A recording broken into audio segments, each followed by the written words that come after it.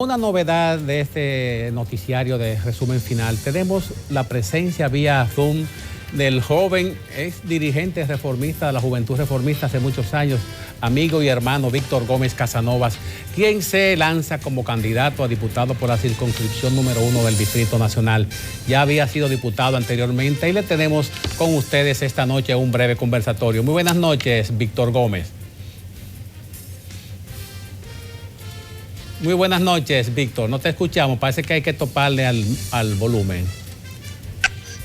Muy buenas noches, Franklin, a ti, a todo tu equipo de producción y a toda la audiencia de tu programa que está en sintonía. Muchas gracias por la invitación y buenas noches. Buenas noches, Víctor. Ya nos enteramos que diste curso a una solicitud de suspensión de tus labores, es decir, te tomas una licencia antes que te comiencen a decir que te la tomes siendo funcionario público. ¿Qué te llevó a adelantarte a esa situación? Lo establece la ley del artículo 139 de la ley de régimen electoral 1519, establece que los funcionarios gubernamentales que decidan postularse, que sean postulados como candidatos a cargos electivos, deben tomar licencia ipso facto de sus funciones. Y entonces nosotros tomamos licencia el pasado viernes 29 de mayo, el viernes anterior, y entonces el domingo 31 de mayo, en horas de la noche, anunciamos al país nuestras aspiraciones a través de un lanzamiento virtual, porque como estamos ahora en medio de esta pandemia, con el distanciamiento social y las restricciones que tenemos para producir reuniones y mítines de gran cantidad de personas, pues decidimos hacerlo a través de una plataforma de redes digitales y medios electrónicos. Tú has denominado tu plan de trabajo como Gobernanza República Dominicana. La circunscripción número 1, que es el corazón de la capital de la República de aquí de Santo Domingo, es un lugar muy difícil porque confluyen la clase media, la clase alta, los barrios marginados. Entonces, hacer que tú puedas interpretar lo que necesita cada sector de la capital, ponerlo en consonancia y legislar para que eso funcione. ¿Cuál es la primera medida que tú tomarías como cuando llegue a la Cámara de Diputados? ¿Cuál sería tu primera propuesta legislativa? Eliminar la bendita reinscripción que todos los años los padres de familia tienen que pagar para que los hijos que están en colegios privados puedan garantizar un cupo en los colegios privados. La educación es un derecho fundamental establecido en nuestra Carta Magna, en la Constitución de la República. No es un negocio, no debe ser un negocio, no debe visualizarse como algo lucrativo. Los colegios privados cometen una injusticia al cobrar todos los años un derecho de reinscripción cuando ya se le pagó la inscripción al momento de presentar a nuestros hijos en ese colegio. Además, es una injusticia en distintas variantes. Primero, el año escolar se inicia entre finales de agosto y principios de septiembre de cada año, pero desde febrero, marzo, abril, ya empiezan a mandarte la circular diciendo que tiene que pagar la reinscripción para garantizar el cupo de tus hijos en el colegio. Y no es una reinscripción, es por cada uno de tus hijos. Si una familia tiene 3, 4 hijos, son 3 o 4 reinscripciones que tienen que pagar. Pero además le financian al colegio privado, porque reitero, te lo cobran con 5 y 6 meses de antelación. Y entonces yo no sé tú, Franklin, pero a mí no me pagan 4 y 5 meses en mi trabajo. A mí me pagan un mes y me lo pagan al final del mes después de haberlo trabajado, no con antelación. Pero además de eso, todos los años, además del cobro de la reinscripción, te incrementan la tarifa mensual que pagas, pero además te incrementan el costo de los útiles escolares. Todos los años hay que comprar libros nuevos porque te ponen a escribir en los libros y ya no es como antes, que por lo menos yo estudié con los libros de mis hermanos mayores que se cuidaban y me los pasaban a mí, sino que todos los años te incrementan el precio de los útiles escolares, pero también te incrementan el precio de los uniformes y por lo general lo venden ellos mismos en los colegios privados. Y además ahora se han inventado un capítulo que se llama gastos extracurriculares, que es para una visita al botánico, para una visita al acuario, y entonces también te lo cobran. Entonces es un abuso, eso afecta el presupuesto familiar y eso hay que combatirlo a través de una regulación, de una modificación a la Ley General de Educación que permita que el Ministerio de Educación no solamente regule lo que tiene que ver con los aspectos de la calidad educativa, el pensum, los maestros y los temas relativos a la educación, sino también que pueda regular la tarifa de los colegios privados y también de otras instancias educativas como algunas universidades que están también cometiendo esa misma práctica, porque los dominicanos nos hemos quedado acostumbrados a eso, nos hemos rezagado, nos hemos resignado y la pagamos todos los años. Pero fíjate algo, cuando tú pagas el alquiler de una casa o de un apartamento, si alguien vive en una casa alquilada, tú pagas 2 depósitos y 1 mes por adelantado, pero tú lo pagas una sola vez. Tú lo pagas al momento de mudarte. Cuando tú cumples 1 año viviendo esa casa, tú no pagas la reinscripción del contrato de alquiler. Cuando tú te inscribes en un club deportivo, en un club social, en el Club Naco, en Casa España, en el Club Arroyo Hondo, en el Country Club, tú pagas la inscripción de ese club. Pero cuando tú cumples 1 año, tú no pagas la reinscripción de ese club. Lo mismo en los gimnasios, por ejemplo, o en un local comercial de una plaza. Tú pagas la primera vez, porque yo entiendo que sí es correcto que si nuestros hijos están en un colegio A y queremos trasladarlo a un colegio B, se pague el derecho de inscripción a ese nuevo colegio donde estamos mudando la matrícula escolar de nuestros hijos. Pero no todos los años, Frank. Víctor, pero los dueños de los colegios, que son empresas privadas, alegan que a nadie lo obligan a inscribirse en el colegio privado. Uno de los grandes méritos, según el gobierno dominicano, del cual tú formas parte como funcionario, es decir y repetir que la calidad de la educación pública casi supera la de la educación privada. Que los colegios, las escuelas públicas dan uniforme, dan merienda, dan almuerzo, la tanda extendida, la formación de liceos experimentales, de lugares donde los estudiantes no solamente reciben clases, sino que son entrenados para poder vivir de algún otro tipo de habilidad o de capacidad profesional. Entonces, aquella migración que se produjo del colegio privado a la escuela pública, ¿es posible que haya sido un retorno posterior? Es evidente que en el gobierno del presidente Danilo Medina se ha mejorado increíblemente el nivel educativo y la inversión en educación, que es una conquista de la sociedad, que cuando el candidato Danilo Medina en el 2012 presentó su propuesta educativa, la sociedad les reclamó a través de un movimiento de las sombrillas amarillas, y no solamente a Danilo Medina como candidato, en el caso de Danilo Medina porque él fue que resultó electo presidente, pero todos los candidatos que compitieron en esas elecciones se comprometieron firmando un pacto público de que desde el gobierno iban a implementar el 4% del Producto Interno Bruto para el área de educación. Y Danilo Medina lo cumplió, ha sido el primer presidente que ha cumplido con esa demanda de la sociedad dominicana.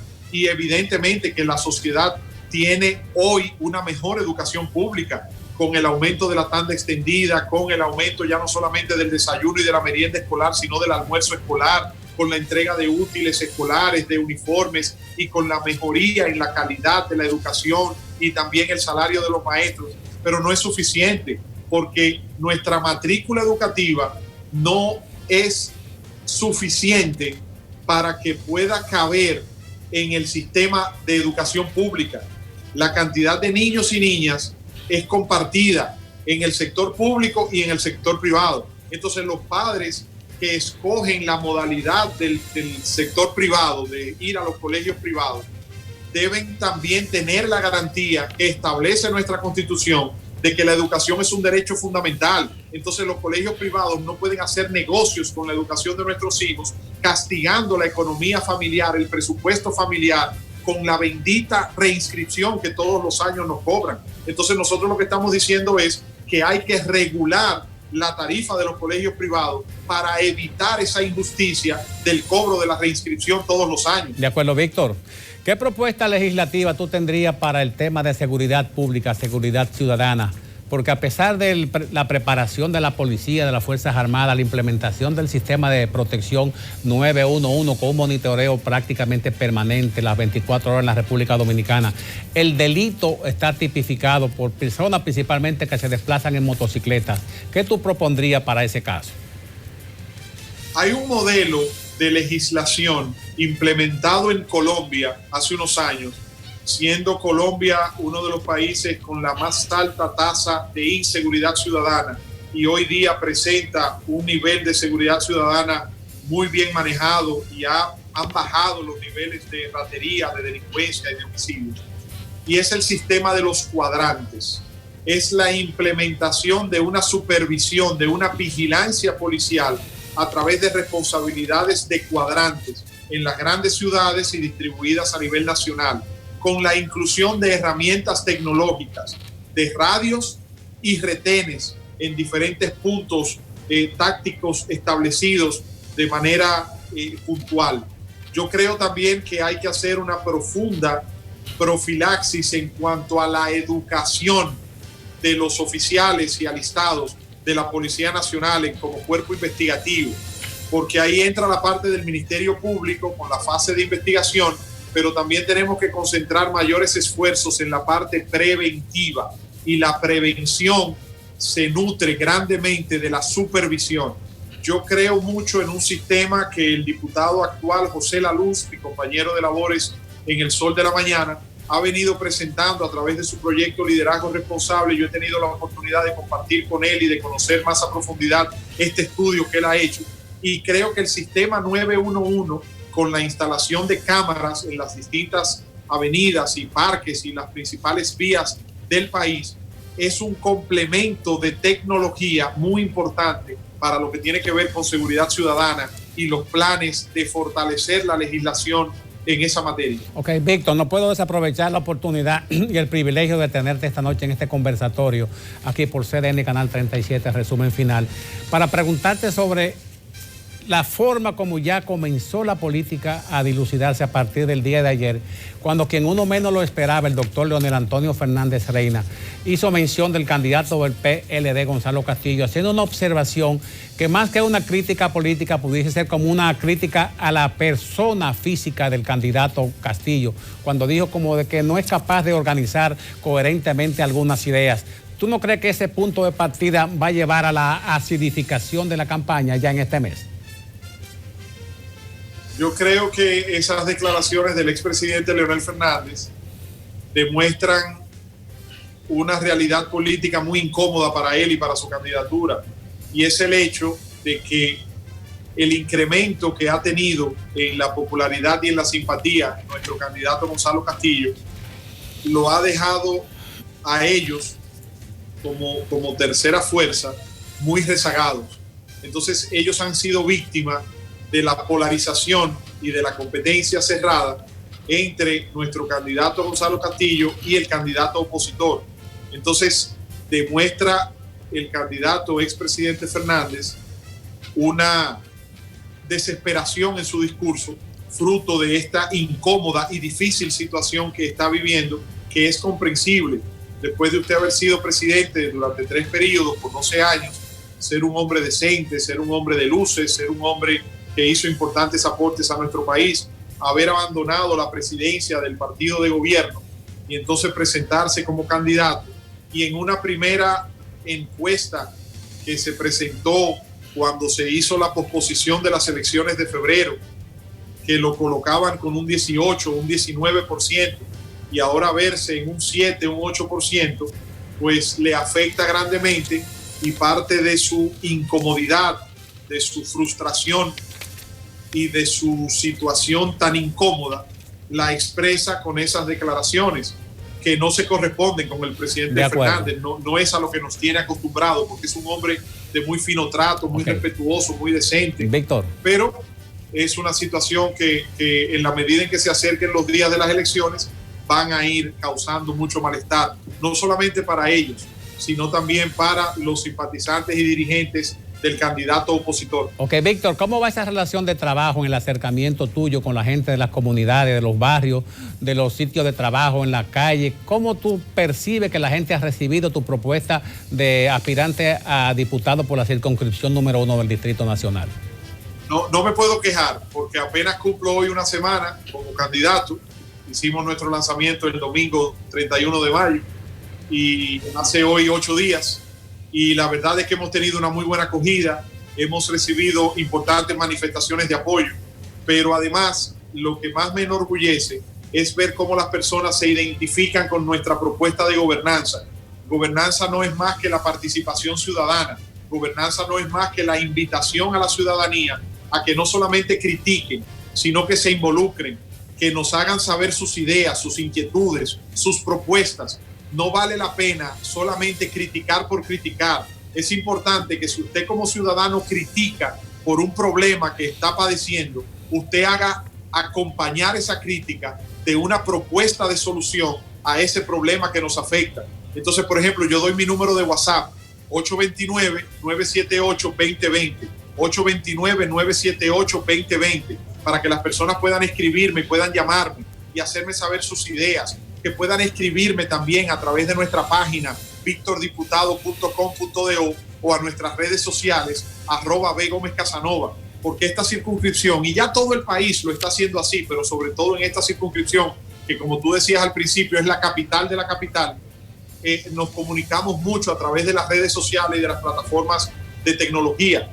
Pero también, permíteme, Franklin, hacer un señalamiento que tiene que ver con la modificación de la ley 8701 de Seguridad Social, para que el Consejo Nacional de la Seguridad Social pueda modificar los planes de cobertura de las empresas aseguradoras de riesgos de salud, porque hay enfermedades y hay condiciones especiales que no están siendo incluidas dentro de esos planes de cobertura.